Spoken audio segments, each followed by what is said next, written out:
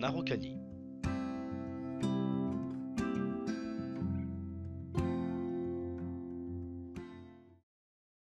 Pela, 14 février 1952. Hier, nous avons traversé la ligne imaginaire, mais bien réelle, qui sépare l'Argentine du Chili. Je ne dirais pas, comme dans le célèbre Paso Doble, que j'ai détourné mon regard en pleurant, car même si je laissais derrière moi ma patrie et les êtres que je chéris, notre boussole indiquait, plein nord, le reste de l'Amérique latine, où nous trouverions d'autres hommes à aimer, d'autres pays à découvrir. Une chose nous attristait, en vérité, d'avoir été témoins, une fois de plus, de l'urgence à changer radicalement le contexte sociopolitique de notre Argentine bien-aimée pour mettre fin à l'exploitation de l'homme par l'homme et du pays tout entier par les cartels internationaux. Au matin, nous avons chargé Poderosa 2 sur le bateau qui traverse le lac Nahuel Huapi et sommes aussitôt devenus un objet de curiosité aux yeux des touristes yankees, allemands, chiliens et argentins. Ils n'ont cessé de nous poser des questions, tout en s'émerveillant de notre audace. Évidemment, nul ne nous croyait capables de dépasser Santiago du Chili, avec ou sans moto. Nous verrons ce que nous verrons, me dis-je en mon fort intérieur. Avant de partir, nous avons changé de dernier peso 100 dollars. Combien de temps dureront-ils? En débarquant à Puerto Blest, nous avons enfourché la moto et roulé jusqu'à Puerto Alegre, où un autre bateau nous a emmenés jusqu'à Puerto Frias, dernier poste de douane argentin de la région. 25 kilomètres plus tard, nous sommes entrés dans Pela, une charmante petite ville non loin du lac Esmeralda, dit aussi de tous les saints, qui tire son nom de la couleur de ses flots, d'un vert aussi pur que celui de la pierre précieuse. De rechef, nous voyons les deux côtés de la médaille. Face, la splendeur du paysage et la gentillesse des gens. Pile, le fait que cette beauté est exploitée par la société qui possède l'hôtel, les navettes qui transportent les touristes et les yachts qui sillonnent le lac. Bref, une société à qui tout ici appartient, tout et tout le monde, puisqu'elle est aussi l'unique source de travail. Personne ne passe par ici qui ne laisse quelques pesos dans les poches de la société. Naturellement, nous avons refusé de nous plier à la tradition, et, plutôt que de prendre une chambre à l'hôtel, nous avons mis le cap sur les quais. Là, après avoir obtenu l'aval du gardien, nous nous sommes installés dans un appentis au milieu des voilures déchirées et de cordages enduits de goudron. Toujours soucieux de ne pas dépenser un peso pour quoi que ce soit que nous ne puissions nous permettre, nous sommes parvenus, après plusieurs échecs, à trouver un petit boulot sur une barge qui devait traverser le lac en transportant du bois et une voiture. En guise de salaire, nous avons été autorisés à ajouter Poderosa 2 au chargement. Lac Nahuel Huapi, 15 février 1952. Ce matin, nous avons chargé la barge, quelque peu délabrée et guère en état de naviguer. Elle était remorquée par un petit bateau à vapeur, l'Esmeralda, qui transporte des touristes. À peine étions-nous partis que la barge a commencé à s'enfoncer par la proue. Nous avons dû redistribuer le chargement et en confier une partie à l'Esmeralda. Comme personne ne voulait plonger pour récupérer l'ossière qu'on nous avait lancée, et comme je préférais que Schuster évite d'y aller à cause des signes inquiétants d'une crise d'asthme imminente, je me suis dévoué. Je fus ensuite treuillé sur le bateau, où je sympathisais avec deux Brésiliennes, dont l'une étudie la biochimie. Elle n'en revenait pas de rencontrer un collègue dans des circonstances pareilles. Je suis retourné sur la barge en sautant depuis la grue de treuillage du vapeur. Nous avons dû redoubler d'efforts pour écoper le bouchin qui fuyait de toutes parts. La pompe fonctionnait mal. Nous avons dû la vider à l'aide de seaux. Fourbu, je me suis ensuite esquivé. À présent, j'écris ces lignes à l'ombre de la passerelle. D'ici, j'aperçois les vagues. Le vent a tourné et la moto est en train de prendre l'eau. Je vais voir si je puis trouver une bâche pour la protéger.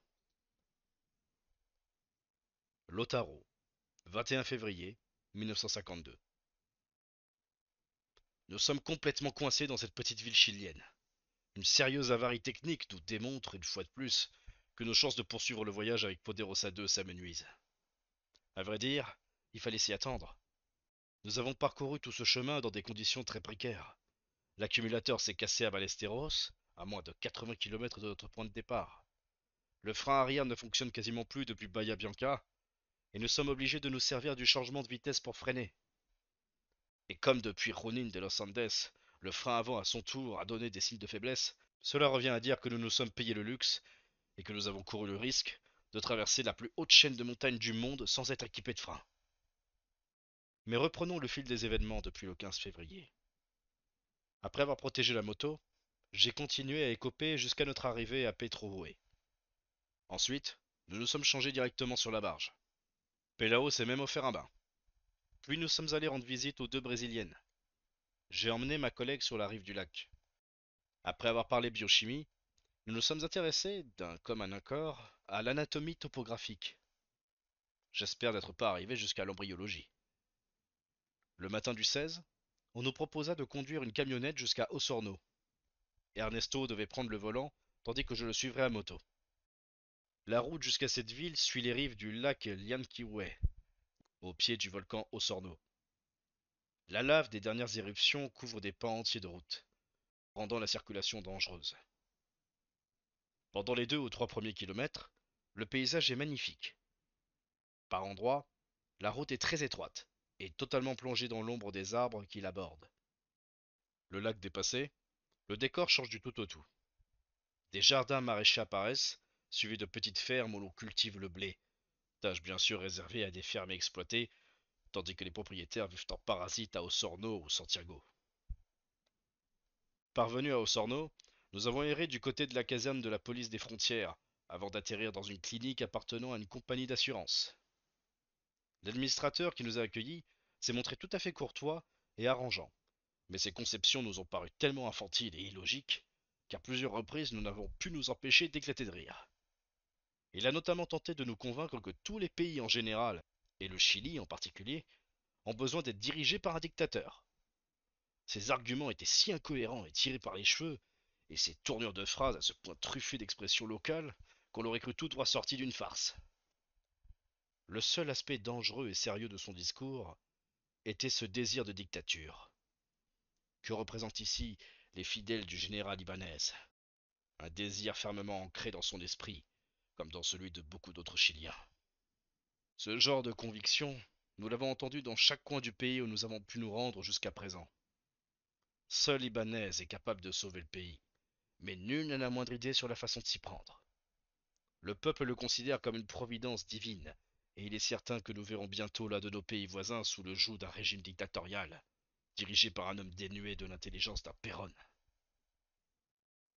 Nous avons quitté Osorno le 17, mais nous avons été retenus plusieurs heures par un accident très banal.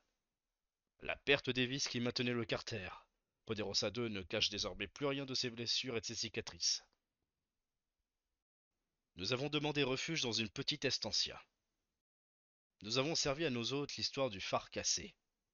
Ils nous ont permis de rester, nous invitant même à partager leur dîner. L'homme qui s'est occupé de nous est un pauvre fermier. Le propriétaire des terres sur lesquelles il travaille, et sur lesquelles travaillent bien d'autres fermiers, lui refuse le moindre droit aux fruits de la récolte. Et qui va régler des injustices de ce genre? Ibanez, bien sûr. Fuser et moi avons échangé un regard de connivence en gardant pour nous nos commentaires. Nous commençâmes à évoquer prudemment la question de la réforme agraire, soulignant le fait que les terres devaient appartenir à ceux qui les travaillent, et non à certains qui, parfois, n'ont même pas vu à quoi elles ressemblent. Le pauvre homme nous interrompit. Je n'ai pas besoin qu'on me donne quoi que ce soit. Dieu a fait les riches en même temps qu'il a fait les pauvres. Tout ce que je demande, c'est d'être payé pour mon travail. Et le général Ibanez y veillera. Déconfit, nous l'avons remercié pour son hospitalité, et nous sommes partis. À Valdivia, nous sommes passés au consulat argentin, où, cela va de soi, on nous a fort mal reçus. D'un coup d'œil, le consul, un être d'une rigueur et d'une propreté immaculée, a jugé que ces deux motocyclistes couverts de graisse et de poussière n'étaient pas dignes d'intérêt et s'est débarrassé de nous aussi vite qu'il a pu. Sortis du consulat, nous avons longé le quai qui borde le fleuve Cale. Le port maritime de Corrales se trouve à 16 kilomètres d'ici, et le seul moyen de le rejoindre est de passer par le fleuve. Marchant au hasard, nous sommes entrés dans les bureaux du journal municipal de Valdivia. Nous nous sommes présentés à l'accueil, et notre vie a pris un nouveau tournant. Le journal a aussitôt publié un article de 2 colonnes à notre sujet, truffé de louanges et d'inexactitudes à se décrocher la mâchoire de rire. Nous nous sommes mis en route pour Temuco. La nuit allait tomber quand nous sommes arrivés devant un grand domaine nommé Los Ciruelos. Nous avons ressorti l'histoire du phare cassé et, comme toujours, l'accueil a été plutôt froid. Mais dès que nos hôtes ont appris que nous étions docteurs, l'atmosphère s'est réchauffée. Au lieu de la remise qu'ils nous avaient réservée, nous avons eu droit à la chambre d'amis ainsi qu'à un succulent dîner, où nous nous avons régalé du récit de nos aventures. Nous sommes repartis pour Temuco. Après une quarantaine de kilomètres, crevaison. La journée s'annonçait pourrie. Pour preuve, la fine bruine qui ne tarda pas nous glaçait jusqu'aux os. Nous étions en train de sortir les outils pour réparer la chambre à air quand une éclaircie est subitement apparue sous la forme d'une camionnette dont le conducteur nous a proposé de nous déposer en ville. Nous avons chargé Poderosa 2, promptement rebaptisé Mauviette 2, à l'arrière du véhicule et avons fait connaissance de notre sauveur, un étudiant en école vétérinaire, bourré d'idées lumineuses et doté d'une personnalité sympathique. Nous sommes convenus de passer la soirée ensemble à Temuco pour prendre du bon temps. Nous avons déchargé la moto dans une petite rue et, pendant que je retirais la roue, Ernesto est allé dans une maison toute proche demander de l'eau chaude afin de préparer notre maté. La domestique qui lui a ouvert lui a non seulement offert de l'eau, mais lui a proposé de rentrer la moto à l'abri. À peine étions-nous installés que le caballero, le maître des lieux, a fait son apparition. C'était un homme d'âge mûr, dont les vêtements et les cheveux longs révélaient, d'après Fousser, son tempérament artistique et bohème, voire des penchants politiques de gauche. Piètre détective en vérité. La crinière ébouriffée était en réalité une perruque. Peu de temps après, resté seul avec la domestique, nous l'avons pressé de questions. Elle nous raconta que le caballero, comme nous l'avions surnommé, possédait 20 perruques et qu'il était parti expressément à Buenos Aires pour en rapporter d'autres. Cette information nous ouvrit en grand la porte des sarcasmes qui nous aidèrent à supporter la rude tâche de retirer la chambre à air. En l'occurrence, ce fut Pelao qui s'en chargea, comme chaque fois, car il est plus fort et plus habile que moi dans ce domaine. Une fois Poderosa 2 réparé, nous sommes sortis en ville pour une petite balade. Nous sommes tombés nez à nez avec un journaliste de l'Austral, le quotidien de Temuco. Lui aussi écrivit un article sur nous, agrémenté d'une photo dans lequel nous évoquions notre plus cher désir, aller sur l'île de Pâques. Ensuite, nous sommes retournés dormir dans la demeure du caballero aux perruques. Le lendemain, nous avons roulé plein nord et une nouvelle crevaison nous a retardés. Il me semblait injuste que la réparation incombe toujours à Pelao, c'est pourquoi je me suis braqué et insisté pour m'en occuper moi-même. Ce qui signifiait que le travail durerait plus longtemps qu'à l'accoutumée.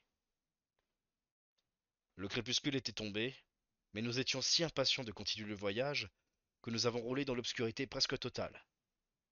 La route devenait de plus en plus impraticable, et, un coup du sort n'arrivant jamais seul, les petites fermes qui, jusqu'alors, s'étaient succédé sans interruption, avaient à présent disparu. Il faisait nuit noire quand, enfin arrivés à un passage à niveau, nous avons pu demander au garde-barrière l'hospitalité.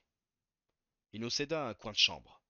La maisonnette était aussi modeste que ses habitants, et c'est très naturellement qu'on nous offrit pour seule pitance un peu de pain et de maté. Nous nous sommes endormis le ventre tenaillé par la faim. Dès 7 heures du matin, aux premières lueurs du jour, nous sommes partis pour Lautaro. Mais nous n'avions pas roulé 100 mètres que je me sentis catapulté vers l'avant. Sitôt que j'eus atterri par terre, je me suis redressé stupéfait. Fusser lui aussi s'est redressé et a bondi pour aller couper l'arrivée d'essence.